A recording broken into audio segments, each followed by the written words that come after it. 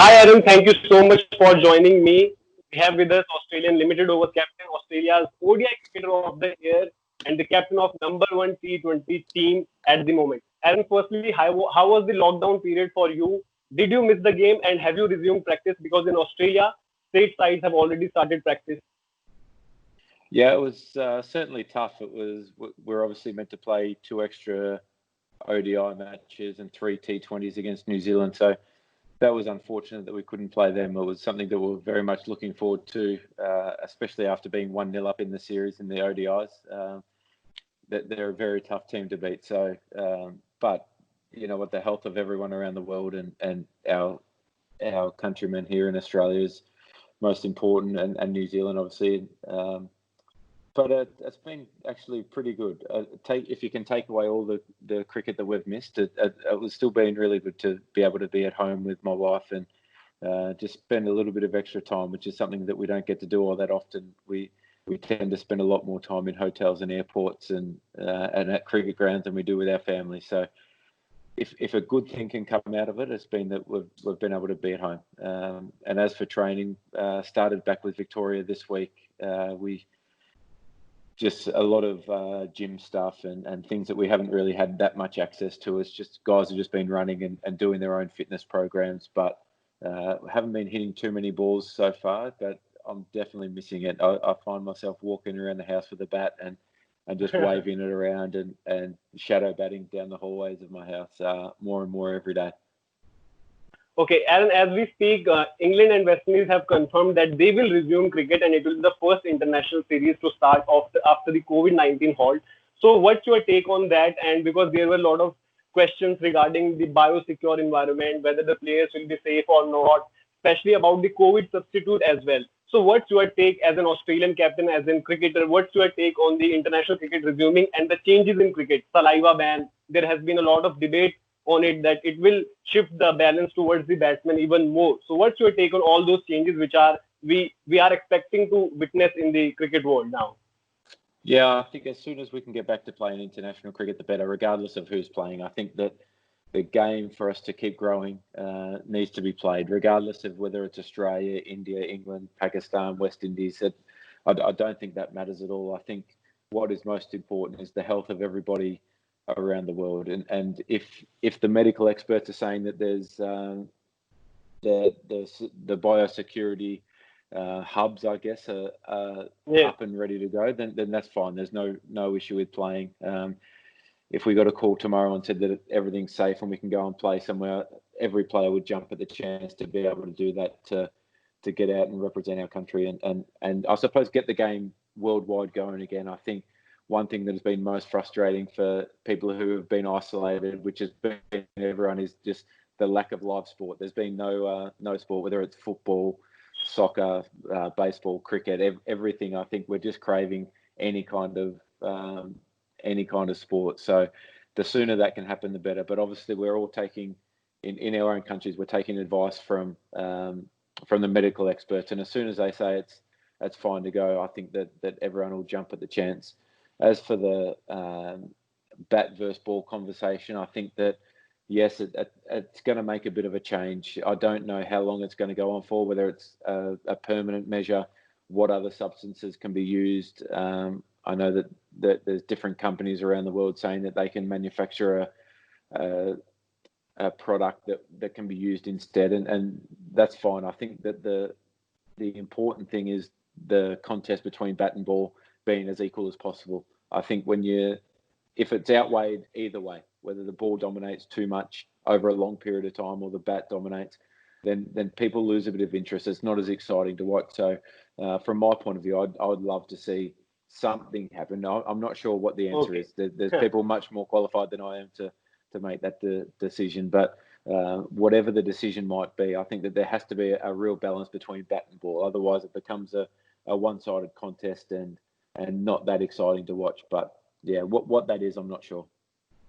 Okay, Aaron, talking about this, also another debating point in cricket world right now is the T20 World Cup, which was scheduled to be hosted by Australia. So, what's your current reading of the situation? Do you think that tournament can take place as per schedule, or do you think it should be postponed? Because we have already seen many cricketers voicing their opinions over it, because some believe that there should be ample time before the mega tournament to kickstart. Like players should be back in action and should be at their best to compete in such global events. Yeah, I think that if it's postponed, I think that that's just, people have to understand that it's not just getting one team into a country and isolating and doing all them things to make sure that the biosecurity is looked after. It's getting 10, 12, 14 teams into a foreign country, which is going to be really tough, no doubt. We all want it to go ahead, and you just have to think about the logistics of how hard it can be for a team, not just one team. It's hard for one team to try and find a place that you can still train and practice and prepare as well as you can. But think about how many teams have to come for the T20 World Cup, and that's going to be really tough. Whether India come here in our summer for the Test, ODIs, T20s, that's just one team that you're talking about, and that's a lot different to trying to get a couple of hundred players plus ICC staff plus media plus television networks and everyone into the country and isolated. That's going to be a really tough thing to sell. So I think all that you have to consider is the health of the players for one, but the country where you're visiting, whether it's Australia, whether it's South Africa, it doesn't matter where it is. I think that you just have to take into account the health of everyone involved, and that's going to be a really, really tough time. So do you think still Cricket Australia and ICC can, host the tournament as per schedule? Because ICC is yet to decide on the future of T20 World Cup. They are scheduled to meet on 10th of June.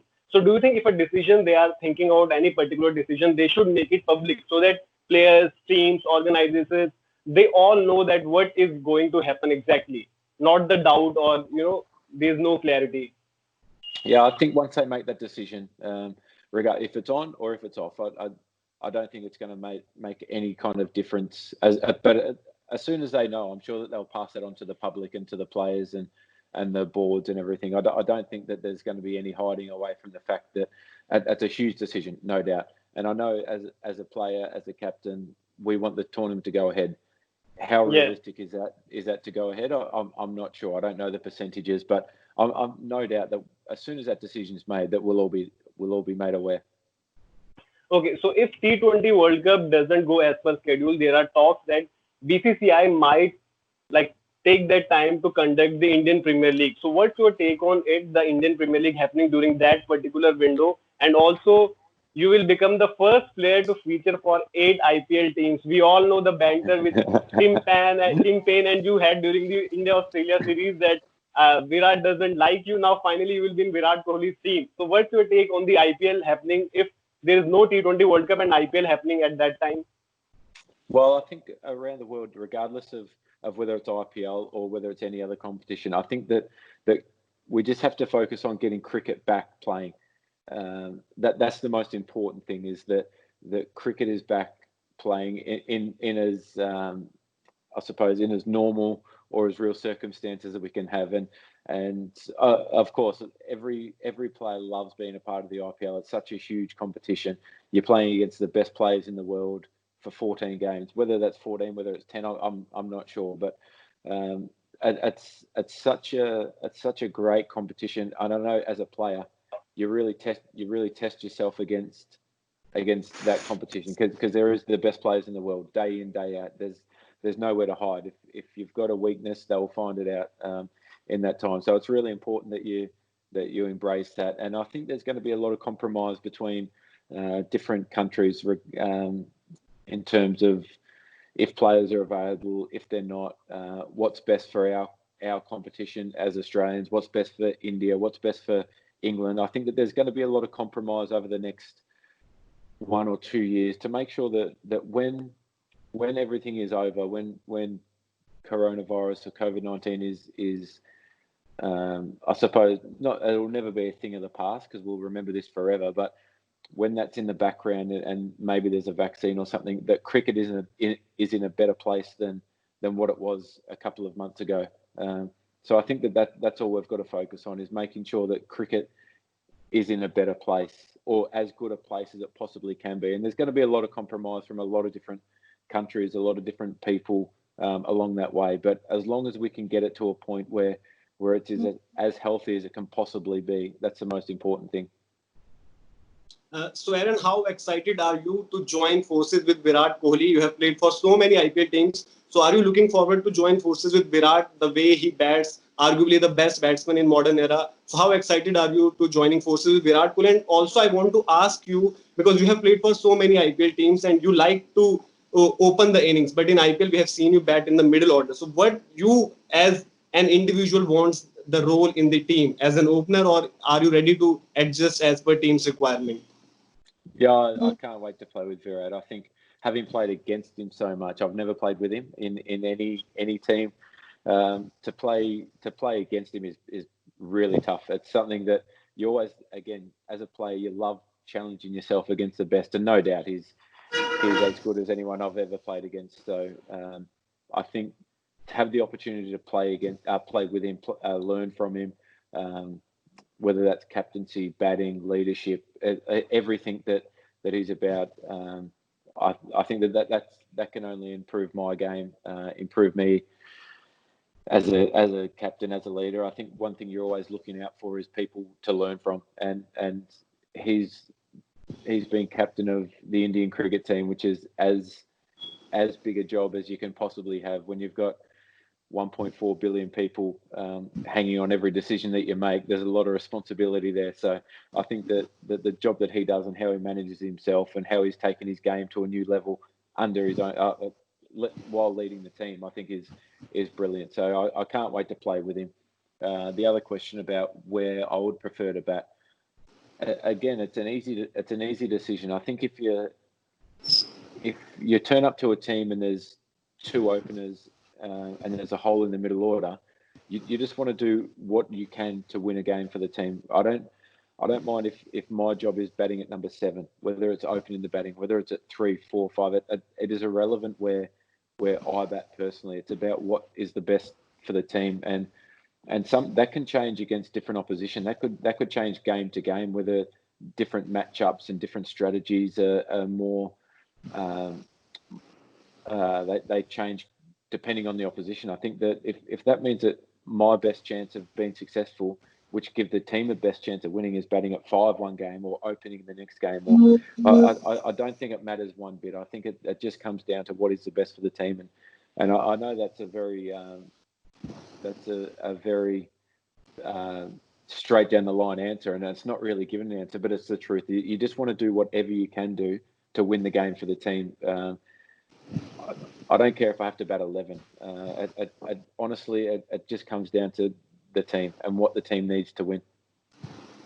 Also, Aaron, few times back, Michael Clarke made a comment that Australian players were not at their aggressive best during the India-Australia Test series, the Border Gavaskar series, because they were worried about their IPL contracts. So how do you, what's your take on those comments? Because for us, it was difficult to understand, because whenever you represent your country, there's no other thing than performing at your best and giving all what you have for your team. Absolutely agree with what you said. Then there was definitely no people weren't being nice because they want to impress Virat or anything like that. No, that's nothing about that. I think if you speak to anyone who was playing on the field, it was very, very tough. It was played in the right spirit, but it was very tough. There was definitely none of that. It's no, I'm not sure where that come from. I think if you look at the team at the time, the team was going through a bit of a transition. There was a lot of new players still trying to find their way in international cricket, and doing that against India, who at the time, I mean, you're facing, as a batting unit, you're facing Bumrah, Shami, Ishant, Umesh. He played in the Perth Test match, Ashwin, and then Jadeja. These guys, you can't hide in that in against that kind of attack. So people are still trying to find their own game. So whether Michael thought that everyone was being nice, people are just trying to work out how to best play Test cricket and be successful for themselves. So no, I don't agree with that. But you know what? Everyone's entitled to their opinion, and he might have saw something that we didn't see from the inside. The great India-Australia rivalry is all set to resume once again. I would like to ask you particularly about Test cricket. Do you think, like currently, the Australian cricket team with the return of Steve Smith, David Warner, Manas Labuschagne, the way he showed that he can bat and he can hold that difficult position in Test cricket as well. Do you think Australia are better stacked now against India if these two teams again meet in the upcoming summer, Australian summer?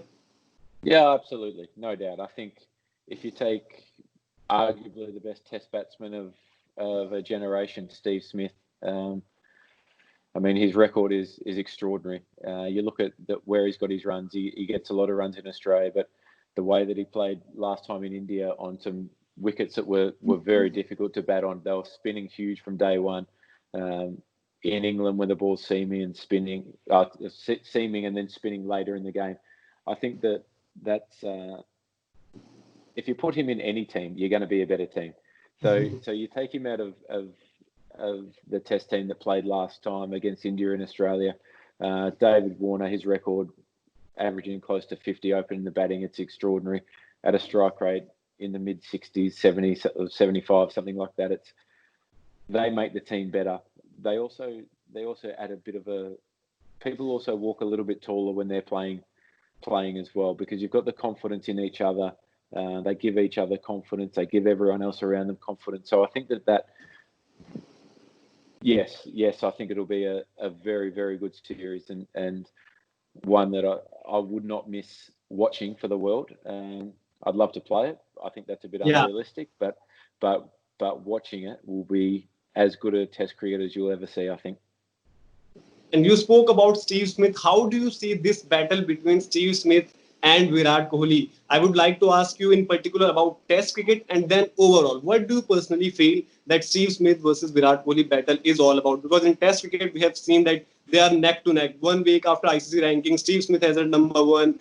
The next week, Virat Kohli comes at number one. This battle keeps on going. How do you see these two batsmen? Like in Test cricket, which one, according to you, is a better player, better batsman? And in overall, across three formats, what's your take on Steve Smith versus Virat Kohli, this biggest debate in cricket world?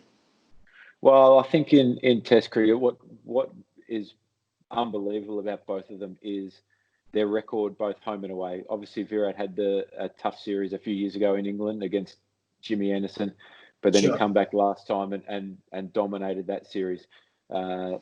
Smith has well, he's never really struggled anywhere, to be fair. He's an unbelievable Test player. And the thing that's most impressive about both of them, and which probably separates them amongst everyone else, I think that puts them both above everyone else, is how dominant they are all around the world. It's one thing to dominate in your own country on wickets and that you're comfortable. But to do style of play. Yeah, to do it all around the world is extraordinary, day in, day out. They very rarely have bad. That sometimes they get out early, but that's just a part of cricket. But they don't miss out too many times in a row. And when they get in, they go big. I think that I think Smith still just has the edge in Test cricket. Maybe that's Virat's probably played on some wickets that deteriorate a lot quicker when the ball starts spinning big and going a little bit lower a bit more often. But I think Steve in Test cricket is unbelievable. His game plan is so so good at it. I think overall,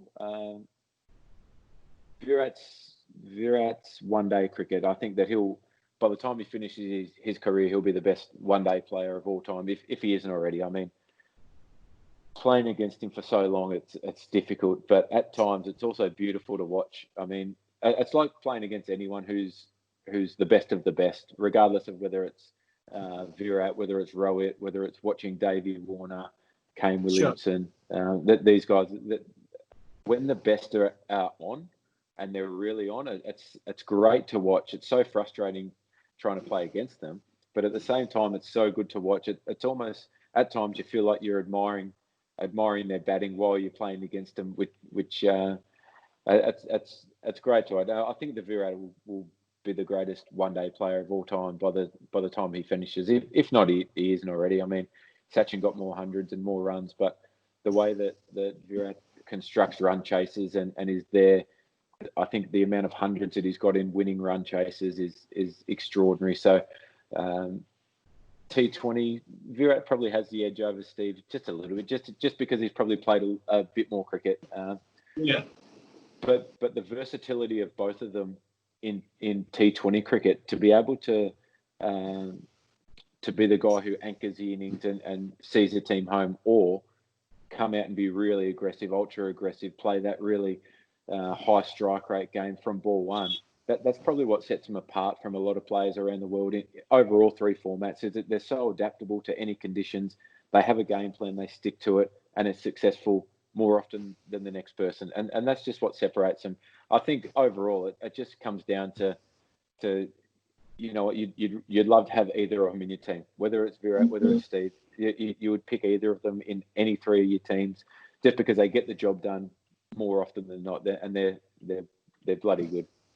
You being an Australian captain, and when you have to face India, you have two biggest challenges to stop: Rohit Sharma and Virat Kohli. They both love batting against Australia. So how difficult it is to be at the receiving end?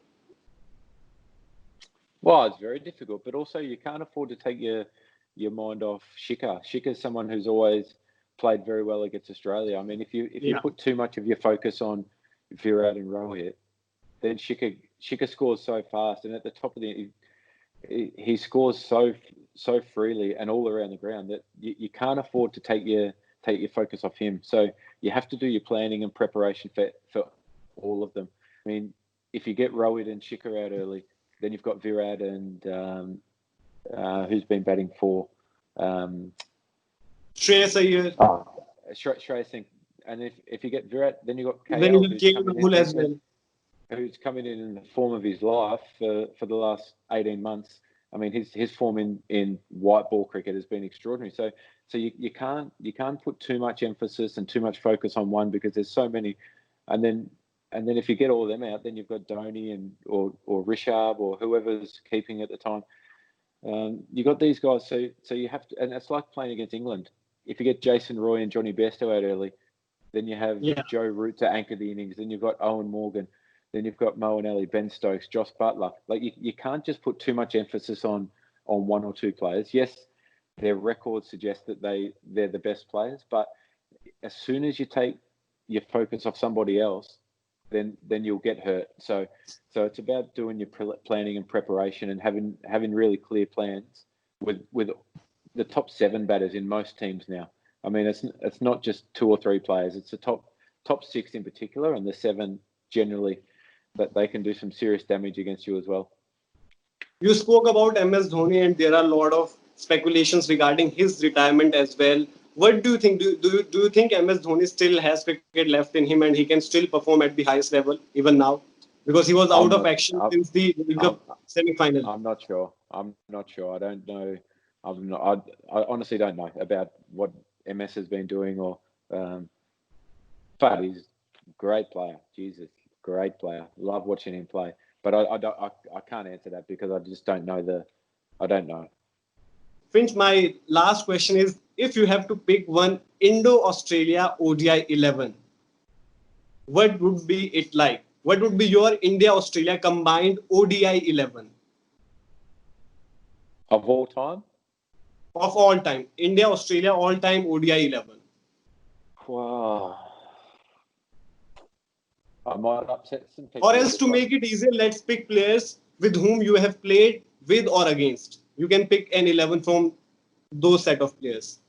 Okay. Sehwag, he's my number 1 pick. Okay, Sehwag as an opener. Because I love the way that he played. He's so dominant. As soon as he was on, game was over. Yeah. I'll go. I want to go. I love watching Rohit bat, and his record is unbelievable. But I'd love to see Gilchrist and Sehwag open the batting together. I think everyone would love to see that in Sehwag and Gilly, your openers, and then number 3. I think you have already mentioned Virat Kohli. It will be at number 4. Yeah. Ricky Ponting. Yeah, brilliant player. I haven't had any time to put any thought into this question, so that I know, and that's why it is a surprise element for you as well. It was like a Mitchell Stark bowling a slow one to, just get you.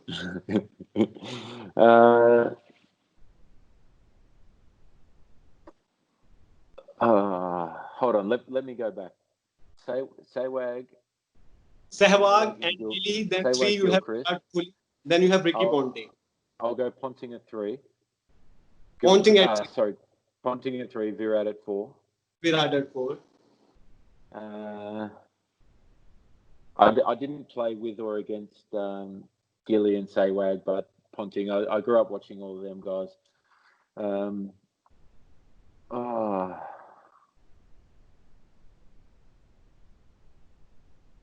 5. It's such a tough position to bat at 5.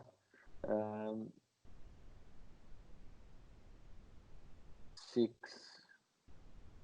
Probably Hardik Pandya at 6, or Hardik Pandya or Andrew Simons. I think similar type players. I was thinking about Andrew Simons. I'll go Simons at 6 just because I think his batting over a longer period was probably better than what I think Hardik is on the way up, and his all-round game's on the way up. So Hardik at 5 and Simons at 6. Yeah, Dhoni 7. Dhoni 7. So you will have both Gilly and Dhoni in your team, Absolutely. but who will keep wickets for you? Doesn't matter either. It doesn't matter because Dhoni, the cool head under pressure, the amount of times that he gets, whether it's IPL, whether it's international cricket, that he gets the team over the line. If the team's 3 for 10, he comes in and he plays an innings and gets runs and gets them into a position. If the team's under pressure, chasing a total, he finds a way to get there.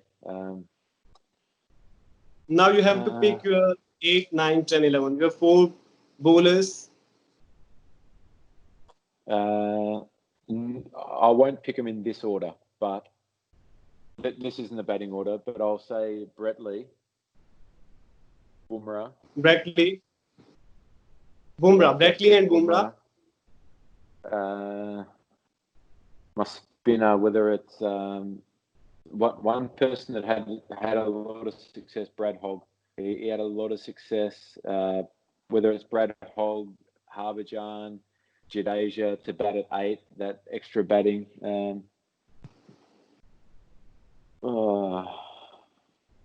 McGrath, how good was he?